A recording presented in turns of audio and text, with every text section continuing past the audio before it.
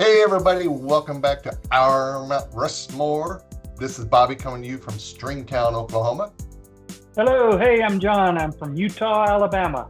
Woo, Utah, good grin you have there, buddy. I like that. Roll Anyway, time. so today, oh dear God, don't start that. Today, our category is the best sitcom neighbor. Our Mount Rushmore of sitcom neighbors. It's got to be in a sitcom, of course. Can't be one of those dramas or one of those things that we never watch. Yep. But it's going to be a sitcom neighbor. So now I had a little bit of pushback when I talked to some other people about this one. Well, what about the same building? Nope, it's got to be a neighbor. This is the way I looked at it. I don't know how, so we may have a little discussion on one or the other right there, but that's what our category is today. Sounds good. Hey, Bobby. Yes, I sir. got a topic for you. All right.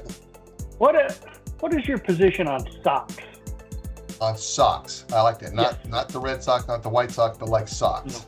No. Yeah. I like socks. I like the way they feel because I personally love shoes. But I also know that socks sometimes don't like me and they tend to cling to other part of the laundry and get lost. That's Okay. Do you ever wear shoes without socks? No. And that is a big rule of my dad's. You will not wear shoes without socks. That was like You'll get the athlete's foot or something like that, you know. No. What about the style? Did you wear tube socks back in the 70s? Oh gosh, yeah. That's what I played basketball, as you know, and that's what we do all the way up to our knees. Mm-hmm. But our team, our coach loved Notre Dame, and you remember how pathetically gross those uniforms were? We had green or gold socks all the way up with our warm-ups and our green and gold uniforms. It was pathetic. Yeah. So tube socks. But then, do you see people nowadays in the park still wearing tube socks when they're walking? No way. Yeah. Oh yeah, I see it all the time. It's like, dude, That's funny. we're now in 2026. Let's bring up a little bit. Well, my sock of choice is the quarter length. I don't like wearing anything but the ones that go right to or maybe above the ankle. I will wear a crew sock from time to time if I'm out in the yard and I don't want to get eaten by bugs. But my big confession here is that I like socks so much that I even wear them with sandals. Okay. Now, I got to go. Nice talking to you. Really? Okay. All right. Well, you do wear some different socks. I know we play golf together. You wear some different kind of socks. I'll just throw it out there. My youngest daughter, every Christmas, gives me crazy socks to wear. So, yeah. Okay. I'm just a white socks guy nowadays. Okay, so our category again is the best sitcom neighbor in our opinion. In our opinion. Now, I'm going to give you some people. Now, I have my Mount Rushmore. I have a couple that are right off the bench, and then I have the fills out the other for 10 people. And I'm going still basketball. I don't know why I'm doing that. But there's some people that I put on here because this one to me was just a huge category. I had some people didn't make the top 10. And one of them is Ned Flanders. Heidi ho, neighbor. Heidi ho, neighbor. Simpson. And then Steve Urkel did not make my top 10 from Family Matters. Bob Pincentati, I can't remember his name. He was on the 70s show. That 70s show, he was the Afro-looking, okay, I know that guy. Yeah, okay. he was funny. And then I got Howard Borden from the Bob Newhart show didn't make mine, and then Ralph Burley, who was from Three's Company but also used to be Barney Fife, so he was on Three's Company. And I don't know if you've ever watched a show called Only Murders in the Building, I haven't seen it. There's a neighbor there called Howard Morris who I like a lot, his category and his neighbor, but he did not make my top 10 at all. So anyway, over and under, what do you think? I'll go with 2. I'm going to go under. I'm going to go under. I think there's one we're going to hit, and then from there on, no, you're right. I'll go with 2. I think there's 2 we're going to hit. You're right. Okay. All right. You started off. Give me your first guy in your Mount Rushmore. Cosmo Kramer. That's a gimme. That's a layup right there. Sure. When he first started coming in, they used to have to, when they were recording, they used to have to kind of like tone down him coming in the door sometime because the crowd loved it so much because they always did live audiences, Yeah. And so when he comes through that door, I could watch. They have videos on YouTube sometimes of just how many times he comes through doors and different things. I used to love that. Hey, we're ordering Chinese food. If you want anything, let me know what it is, and I'll order it. But he was a great, yeah. He was a crazy guy. Now, I must admit that I did not watch a lot of Seinfeld. It was the kind of humor that makes me cringe a little bit because these people are just so narcissistic and self-centered, all of them. Oh, yeah. Except for Kramer, and Kramer's just nuts. Yeah, he was. There's so many. I mean, people could come up with so many Kramer. The one where he was basting like a turkey, and Newman thought he was like a turkey, that kind of stuff. And when he would give movie advice over the phone, he just always had something going on at all times. Yeah, but never really had a job. He Never. Always and somehow had could to afford hustle. New York City. I don't get that part either. Yeah. Exactly. Yeah. Yeah. I'll mention my favorite, the funniest Kramer memory I have of, and I'm sure you've seen it, is an episode called "The Contest," where Jerry, Elaine, George, and Kramer make a bet to see who can go the longest without performing a certain particular act. And Okay, I was wondering where you're going there. Okay.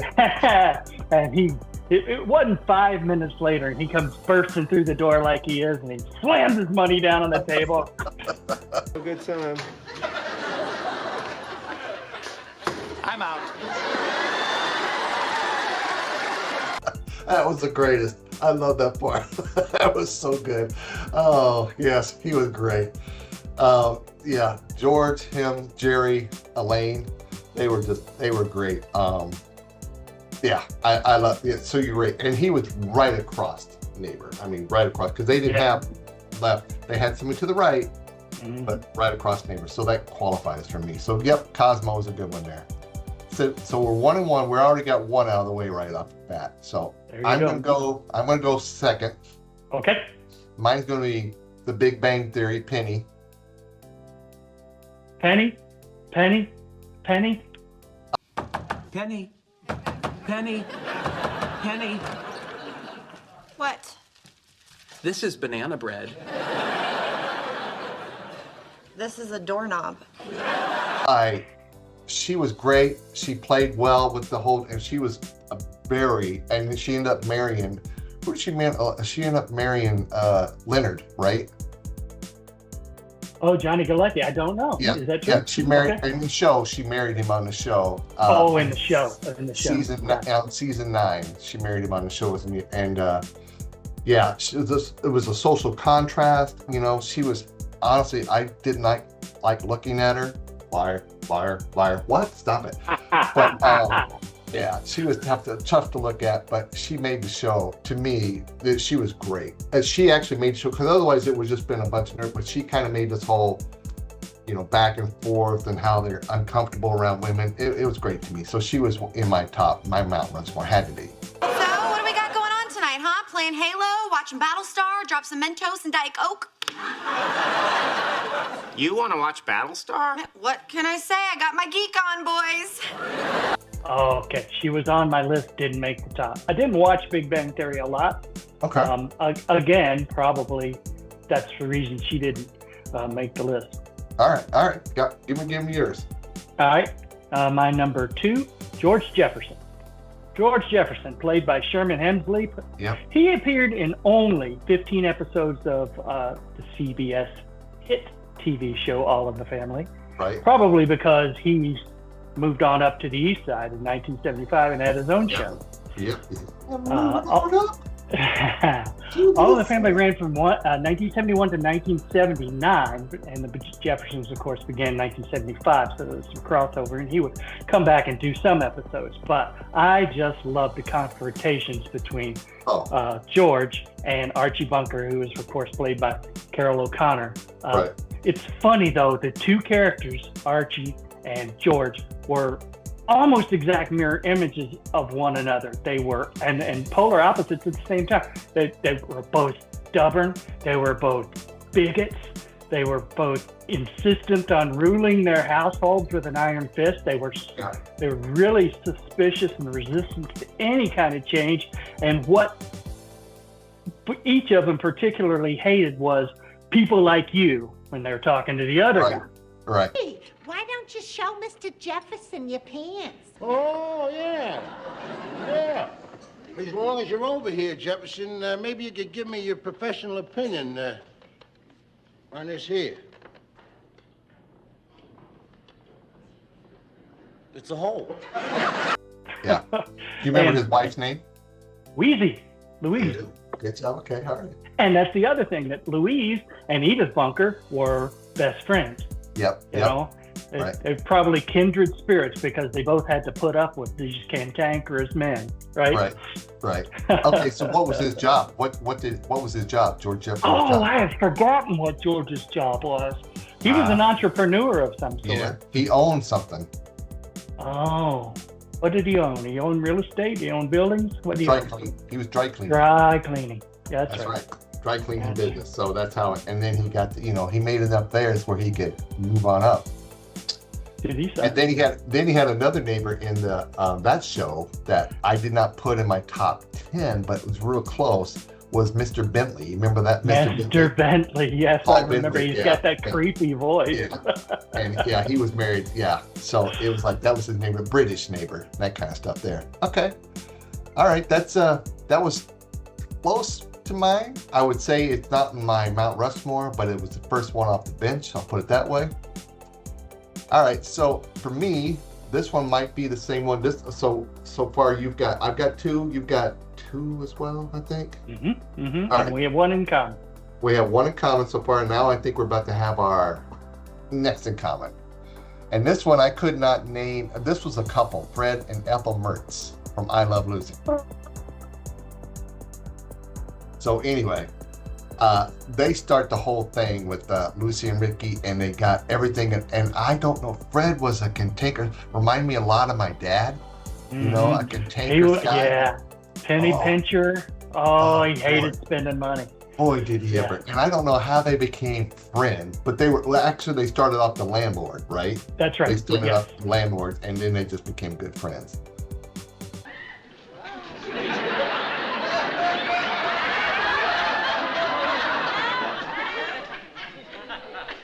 What are you doing with that fish? What fish? And they did everything together. And Ethel was great because the chocolate machine, where they were wanting the chocolate thing, and they were stuffing perfect. Yeah. She went along with whatever Lucy's harebrained scheme was, and I'm not sure, maybe against her better judgment, but yes. Now, do you think? Go ahead. Yeah, it's funny you say that they did everything together. They even when Ricky went out of town to do gigs in Miami or LA, the Mertzes went with them. How weird is that? Babaloo. Yes. Do you think this is a question? Do you think that show holds up now? No, I don't think so. Do you think like a high school person would kind of understand it or like laugh? I think the physical comedy still probably does hold up. Yeah. True. Yeah. But the one room set and that kind of stuff. Do you remember that Lucy and Ricky never were in the same bed? They had to have they were married, but they had to have separate beds and that kind of stuff. Yeah. And one of the biggest problems they had when that happened was when Lucy was pregnant. Was like they're going, how do we explain this? And they were having all sorts of trouble with on TV explaining that someone gets pregnant, like they were married. Hello, it happens. Yeah, it does happen. Yeah. All right, so that's two. And that was one of the first two. I thought of Kramer, then I thought of Fred and Ethel, because that show is not that show without the Mertzes. Right, I agree. All right, so we agree on two. We don't agree on Penny. And who you got? Well, mine has been mentioned already in my Mount Rushmore, and this was a big surprise for me as I was doing the research, because it was between two people. All right. And And this one just kept coming up as funnier. And it's Howard Borden of the Bob Newhart Show. I didn't have him on the mountain, but the more I just watched the shows over and over, and he just kept making me laugh. Hi, Bob. Hi, Ellie. Oh, my gosh. Let me help.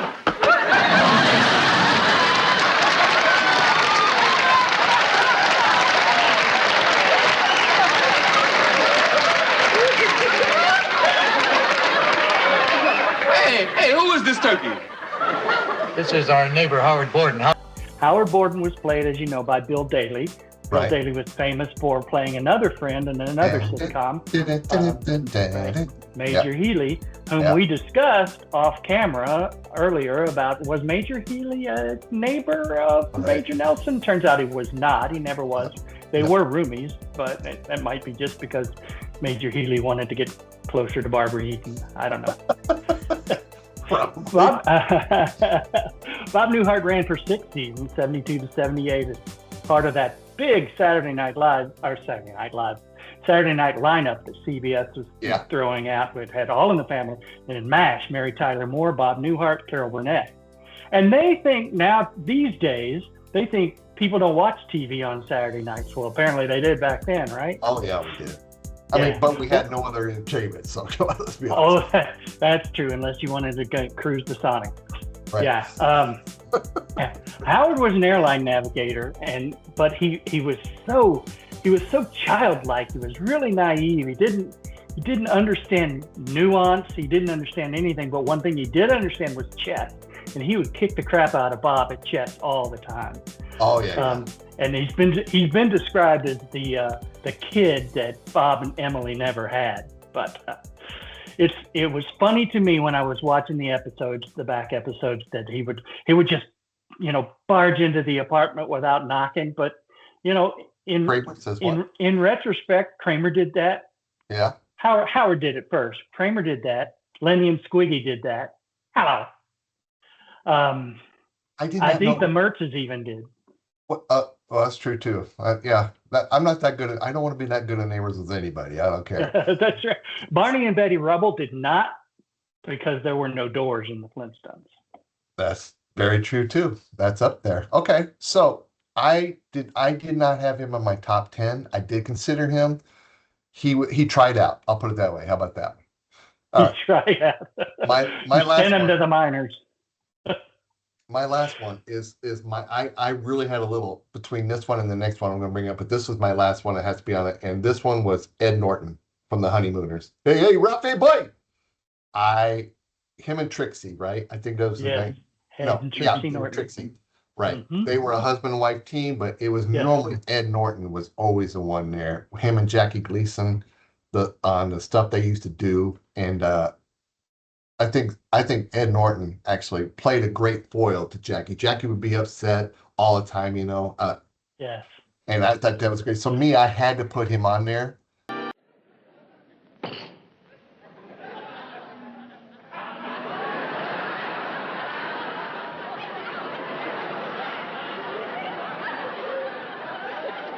no way to treat you. Is Art Carney and Ed Norton from the Honeymooners had to be my one. And maybe I'm a little old school, maybe a little, going back in time, but I had to do that one. So that was my 4: Ed Norton, Penny, Cosmo, and I forget my other one right quick. Fred and Ethel Mertz. So that's my Mount Rushmore. But who did you have just barely coming off the bench? With apologies to Rhoda Morgenstern of the Mary Tyler Moore Show. She and Howard were in that battle for that 4th spot. All right. Mr. Feeney of Boy Meets World, Eddie Haskell, Leave It to Beaver, Wilson, the neighbor from Home Improvement, Gladys Kravitz from Bewitched. Gotta go there. Mr. and Mrs. Roper, Three's Company. Marie Barone, I believe that's Ray's mom, and Everybody Loves Raymond. Yeah. Larry, Daryl, and Daryl, a different Newhart show. Now, were they neighbors? I think they were, but everybody's neighbors in Vermont, right? Right. True. You want to go to the side? It's the other side of the state. Okay. That's right. You already mentioned Ed and Trixie, Yep. Steve Urkel, and Lenny and Squiggy from See, Laverne and Shirley. Lenny and Squiggy was the one I was trying to decide if I liked them better or Ed Norton. That was my whole. I was almost a Lenny and Squiggy guy. Almost the whole thing. Okay, let me ask you. They started a band. Do you happen to remember the band's name? Something in the Squig Tones. Lenny and the Squig Tones, maybe? Yeah, very good. Okay. Like I was going to try to throw a little fastball by you, but you crushed it. Their voices and everything about them, they were just crazy. And I had on my bench, I still had Gladys Kravitz there was as well. George Jefferson was right off my bench, as I talked about before. Barney and Betty Rubble. Now, I didn't mention them, yes. Were you a Betty or were you a Wilma person? Betty. Yeah, me too. I had Marie Barone and I had Robert Barone, the brother. Always had to touch his chin before he ate anything. He was a neighbor too, so I had to go with that one. So, all right, good job. I like it. Yeah. For me, this was kind of tough because it was like I was like trying to narrow it down to, I had 2 right off the bat, and then it was like good luck trying to narrow the rest of them down. So I had a little trouble from there on. So yeah, we had the same dozen or so. We had the same 2 at the top and differed in the middle. Right. Yeah. Good job. All right. I like it. All so right, I have some really cool categories cards coming up here. I'm going to throw at you here later on. And they're going to be off the wall, as I said. Anyway, that's all we got. Give me your guys. Is there anybody we forgot? I'm pretty sure because some people, my son's already had a couple people, and I did not think they were neighbors. Was in Friends across the street. I was like, are they neighbors? Aren't they in the same across the street? I don't know. They were in the same apartment building, but I didn't think they were neighbors. But anyway, they were disagreeing with me.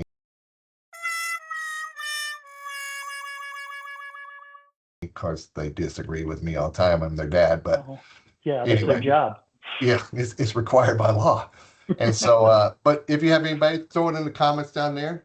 Give us a thumbs up, thumbs up if you like our picks. Otherwise, that's all I've got. We look forward to seeing you next time here on Our Mount Rushmore. All right, bye guys, and remember, be kind to people. You just don't know what kind of day they've had. All right, see you later.